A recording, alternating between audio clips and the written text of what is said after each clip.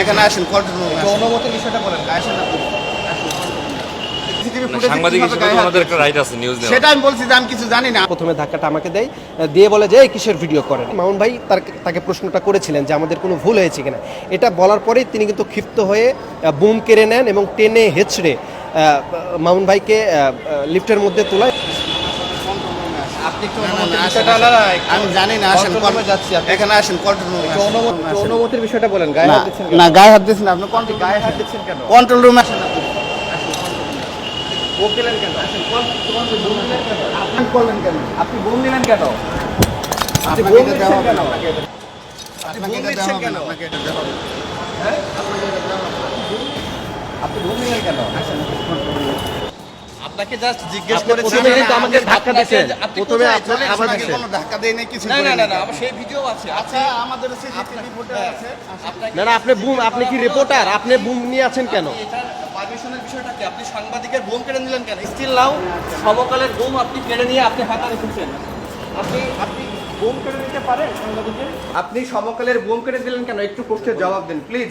আপনি এই করেন না, এটা আপনি আসলাম আমি তো কিছু সরকার, এই কারণে আপনি স্যারের কাছে নিয়ে আসছি, আমি এই জানতে বিষয়ে কিছু জানি না। আমরা তার কাছে জাস্ট জানতে চেয়েছি, কিছুই করি না, আমরা আমাদের কাজ করছি।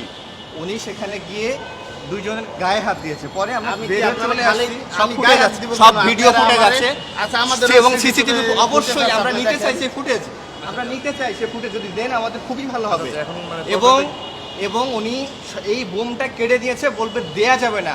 সাংবাদিকের বোম আসলাম সর্দারকে কেড়ে নিতে পারে, আপনি আপনি করতে আমারে, আমি জবাবটা দেন। কিছু জানি না, আপনি আমাদের- আমার কাছে আছেন কেন? আমাদের- দেখতে চাই CCTV ফুটেজে সাংবাদিক কিভাবে হিসেবে গায়ে তো হাত আমাদের দিয়েছে। একটা রাইট আছে নিউজ নেওয়ার। সেটা আমি বলছি যে আমি কিছু জানি না। বোম কেড়ে নিল প্রথমে কেন? আমরা একজনের সাধারণ সে মানুষের ঘাট সাথে কথা ধাক্কা বলছি, দিয়ে উনি প্রথমে বলছে এই কিসের ভিডিও ঘাট করেন? ধাক্কা দিয়ে সে প্রথমে গিয়ে ক্যামেরার উপর আমাকে হিট করছে। লিফটে ঢুকিয়েছে। এটা সে কেন করলো? এটা জবাব আপনি দিন। ঘাট ধাক্কা না দিচ্ছেন? না স্যার, আমি হ্যাঁ, গাঁজা আছে, খেতে ফুটেজ নিয়ে আছে, এই আমার ফুটেজ দেখতে আছে। আছে। আমার তারপরে টেনে হিচড়ে বোমটা কেড়ে নিয়েছে। দেখাবো। আচ্ছা, আপনার কোন প্ল্যাটফর্মে ছিলেন আপনারা? এই প্ল্যাটফর্মে উপরে ছিলাম। এই প্ল্যাটফর্মে ছিলেন, কোন পাশে ছিলেন?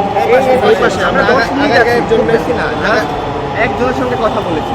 আচ্ছা, এই বিষয়টা আমি বিষয়টা দেখতেছি। না, আমরা দুজন সহকর্মী, আমি সমকাল থেকে আমি গিয়েছিলাম এবং আমাদের সময়ের আক্তার ছিল। আমরা দুইজন গিয়েছিলাম, প্রথমে গিয়েছিলাম কাজীপাড়া মেট্রো রেল স্টেশনে, সেখান থেকে আমরা শেওড়াপাড়া মেট্রো স্টেশনে এসেছি।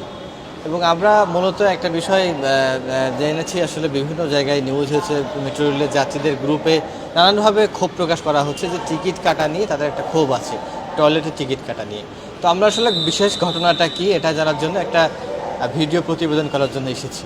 তো আমরা যখন কথা বলতে গিয়েছি শেওড়াপাড়া স্টেশনে, যখন আমরা কাজ করছি সেই অবস্থায় একজন আনসার এসে আমাদেরকে প্রথম দিকে ধাক্কা দিয়ে থামিয়ে দেয়। তো ভাবছি যে আসলে কাজ করা যাবে না। তখন উনি চলে এসেছে, তো ভাবলাম যে আমরা সাহস পেলাম, মনে হয়তো আমাদের দায়িত্বের জায়গাটা কাজ করতে পারবো। এরপর আমরা যখন আবার চলে আসি ফেরার পথে, উনি আবার আমাদেরকে পথে থামিয়ে দেয়, থামিয়ে জিজ্ঞেস করে আমরা আসলে কি করলাম। তখন জিজ্ঞেস করলাম, আমি খুব করুণ সুরে জানতে চাইলাম যে ভাই, এখানে আসলে ভিডিও করার অনুমতি তো লাগে কিনা, আমরা কি কোনো ভুল কিছু করলাম কিনা, বারবার যেহেতু উনি আমাদেরকে থামিয়ে দিচ্ছেন। পরে বললো যে এই বিষয়ে আমি কিছু বলতে পারবো না, আপনি আমাদের সিকিউরিটি রুমে চলেন। এই কথাটা বলার সঙ্গে সঙ্গে উনি সমকালের বুম, আমার হাতে থাকা বুম এবং ক্যামেরা সঙ্গে সঙ্গে উনি নিয়ে আমার হাতে থাবা দিয়ে আমাকে ঘাট ধাক্কা দিয়ে সেই স্টেশনের লিফটের মধ্যে নিয়ে যাই, শেওড়াপাড়া স্টেশনের। এবং সেই মুহূর্তে আমি একেবারে আতঙ্কিত হয়ে পড়ি, আসলে কি হচ্ছে আমার সঙ্গে। তারপর দেখি যে উনি তার সিকিউরিটি রুমে গেল এবং যিনি দায়িত্বে ছিলেন স্টেশন সিকিউরিটি ইনচার্জ, উনি বললো যে আসলে তাদেরই ভুল, তার আনসারের ভুল এবং তার বিরুদ্ধে তিনি ব্যবস্থা নেবেন। তবে আসলে সাংবাদিকদের উপর যে বারবারের হামলা, এটা আসলে সত্যিই কাম্য না।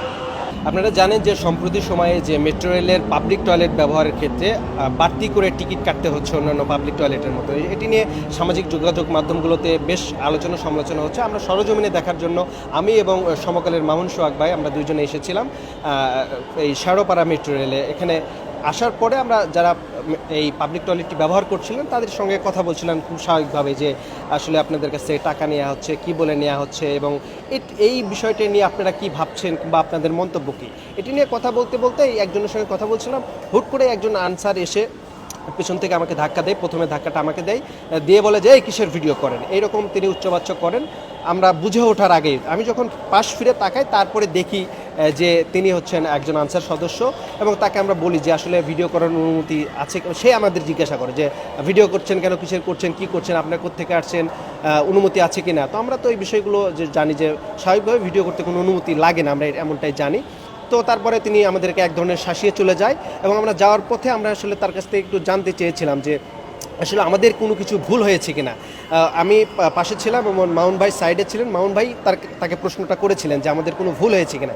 এটা বলার পরেই তিনি কিন্তু ক্ষিপ্ত হয়ে বুম কেড়ে নেন এবং টেনে হেঁচড়ে মাউন ভাইকে লিফটের মধ্যে তোলা এবং সঙ্গে সঙ্গে আমিও যাই এবং তিনি লিফট করে একদম নিচতলায় যিনি ইনচার্জের রুমে নিয়ে যায় এবং ইনচার্জকে আমরা বিষয়টা অবহিত করি।